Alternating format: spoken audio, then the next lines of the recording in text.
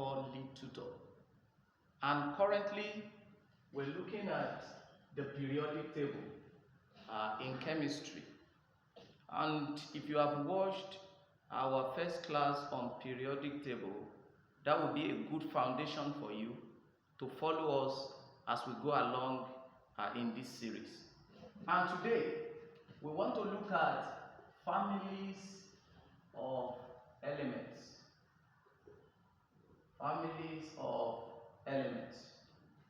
Remember that in our first class, the introductory class, we said that the elements are arranged in the periodic table based on the increase in atomic number, and they are arranged in rows which are called periods and columns which are called groups. And so today we want to look at their families of elements according to groups. For instance, alkali metals are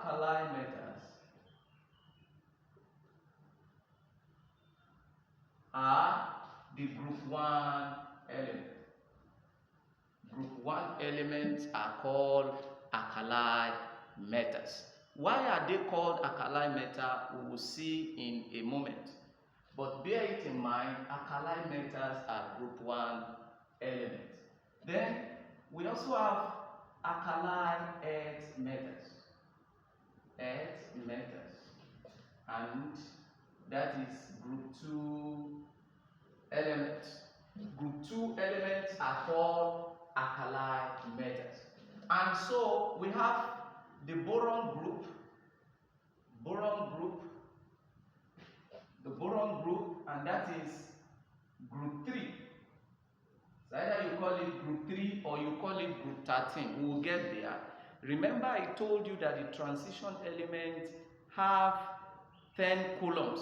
So if you add the 10 columns of transition element, it will make 13. But we are not going there now so that there won't be any confusion. So let's call it group 3 element, boron group. Then we have carbon group. That is the group 4 elements. Group 4 elements are called carbon group, and group 5 elements are called nitrogen group. The nitrogen group are the group 5 elements. Group 5 elements. Then oxygen group, and that is group 6 elements. Then the halogens, we have the halogens, and that is group 7 halogen. And the last group 8 are called noble or rare gases. So, and that is group 8. Some people will call it group 0. So those are the families of the elements we have by their names. So we are going to look at the characteristics of these groups one by one. Yes, viewers, let us look at the following terminologies, the following energy levels of elements, shell capacity, valence electrons, energy transition, ground state, excited state, as they are being used in periodic table. Now quickly, what is energy levels? Now electrons occupy energy levels or shell that surrounds the nucleus, just as we have explained in our first video. We have the nucleus at the center, and we have the first energy level, and on this energy level, that is where you have the electrons occupying. The lowest energy level must be occupied first before the next energy level, or the lowest shell. You can either use the word shell or energy level. Now this is the nucleus in the center of our atom. Now the first element here will represent hydrogen. Now I will have another element, that is helium. So the innermost shell can take maximum of 2 electrons. That is what we call shell capacity. That is, the capacity of the innermost shell or energy level is just 2. Then thereafter, we will have the next energy level.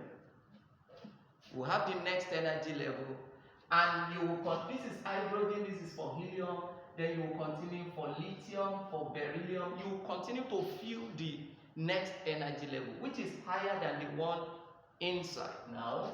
So hydrogen, helium, lithium, beryllium, boron, carbon, nitrogen, oxygen, fluorine, neon.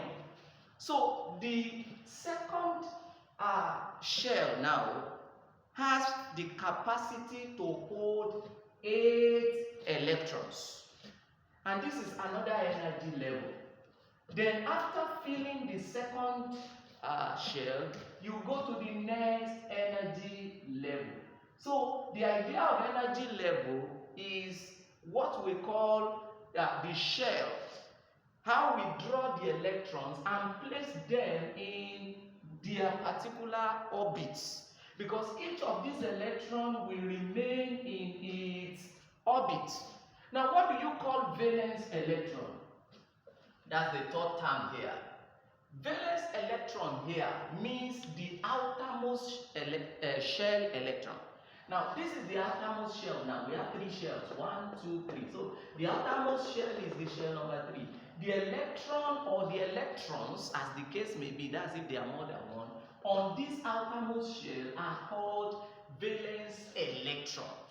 However, this outermost shell or energy level is also called valence shell. So let's look at energy transition quickly. What does it mean for us to say energy transition? It means that electron can move from a lower energy state to higher energy state. For instance, this electron can move from that state to this particular when it absorbs energy in form of electromagnetic radiation. Then we will use the term excited. Now, when this electron absorbs energy, so it jumps to higher energy level. And that is what we mean by energy transition. And it can only remain in this particular higher energy level for certain time. That electron can never be there permanently, because when it emits or it releases that energy, when it releases that energy, it comes back to its normal state. It comes back to its normal state. So the normal state of an electron is the ground state. The next higher level that it jumps to as it absorbs energy in form of light or electromagnetic radiation is the excited state. And bear in mind, every time an electron absorbs energy to jump to the next energy level, that every time it will always return by the time it releases that particular energy. So there is no permanent state for an electron that is in an excited state. So the movement of the electron from its state, ground state, to its excited state is what we call energy transition. Okay, viewers, let us perform calculations on these 3 atoms. This is ion now. Once your atom carries charge, it becomes an ion. It's no longer an atom here, it's no longer an atom here. It is carrying negative charge here, it is carrying positive charge here. The one carrying negative charge is called anion. It's called, let me put it here, it's called anion. Carrying negative charge.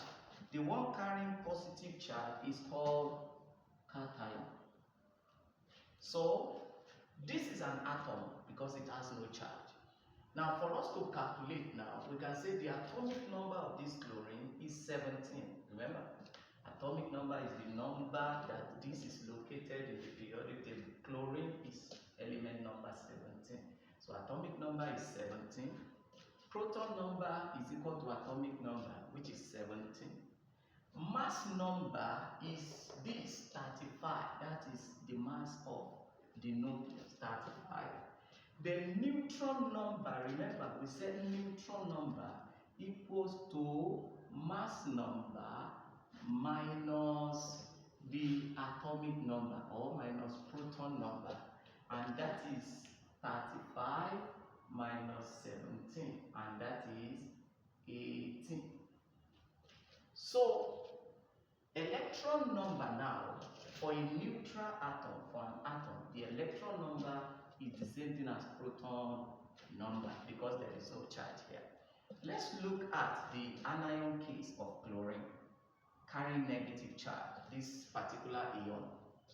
The atomic number here is 17. Chlorine is still number 17 in the periodic table. The proton number remains 17 because we say proton number equals to atomic number. Now, the mass number remains 35 as we have it there. The neutron number remains 35 minus 17, which is still 18. But the electron number in this case will be different because this is looking for one electron now. This will gain one electron. Chlorine wants to gain an electron now. So this is adding an electron to a chlorine. So once it's adding negative charge, you are adding 1 to the proton so that the electron number here will be 18 because of this negative charge. If it is to be 2 minus, you are adding 2 to the proton number. If it is 3 minus, you are adding 3 to the proton number, but it's just minus now. It means just 1 minus. That is why the electron number is 18. Let's go to the cation case, the positive ion. This is potassium now. It's located at number 19 in the periodic table. So atomic number of potassium is 19. The proton number remains 19. Then the mass number 39, as you can see here.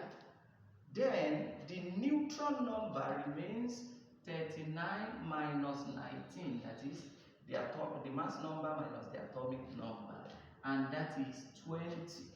And lastly now, electron number, the number of electrons. The number of electrons is always being affected by the charge.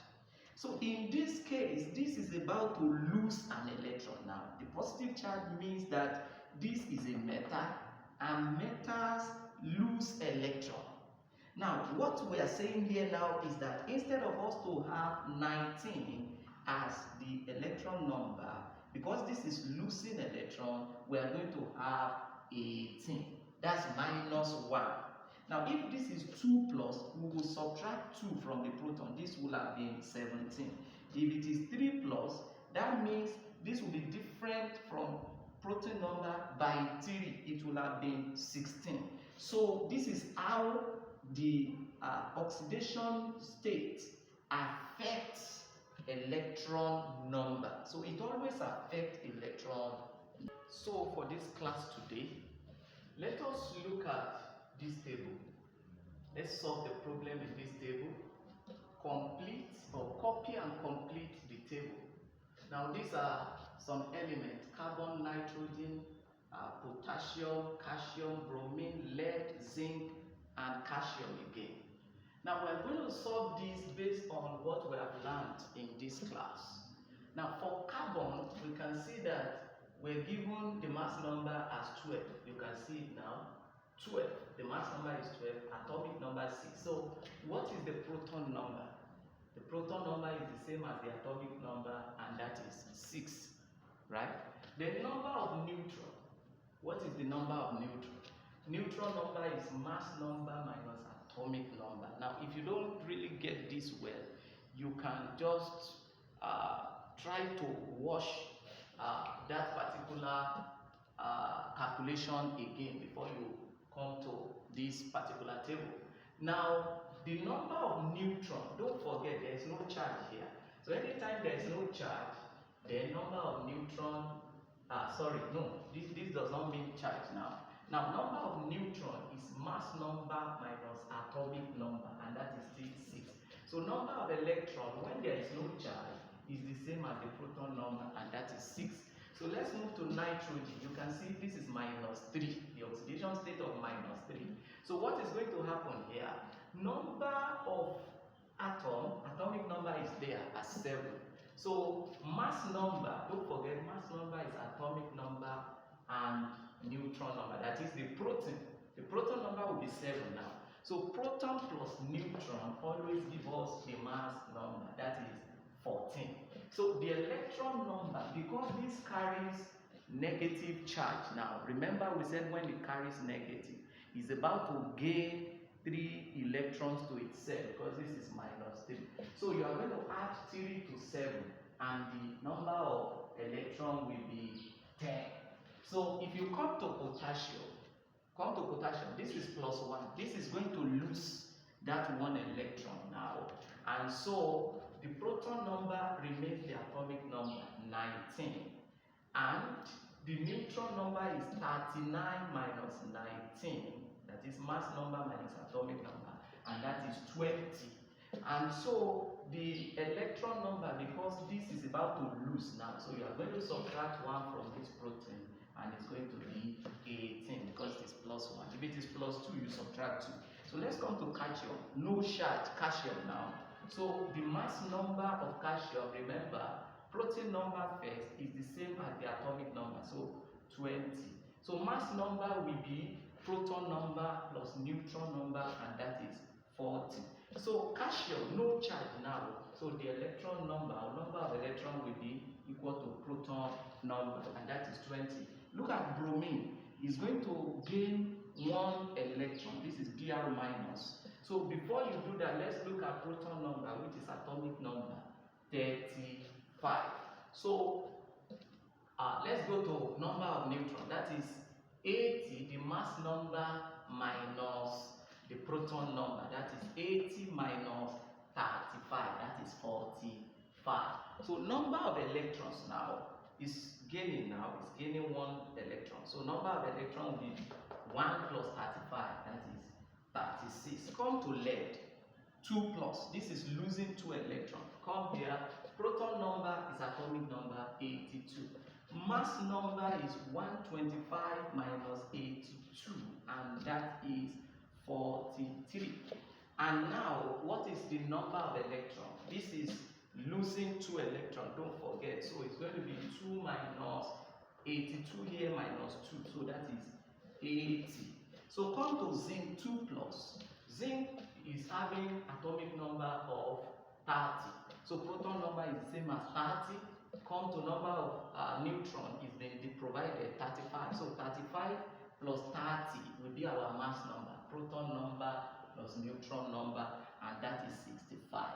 So come to the number of electrons now. Number of electrons, that is going to lose 2 electrons. So we're going to subtract 2 from 30, and that will be 28. So we come to the last one. Let me allow viewers to do the last one and post your answer in the comment section. It's been a wonderful class, and it's a wonderful time having you. Thank you.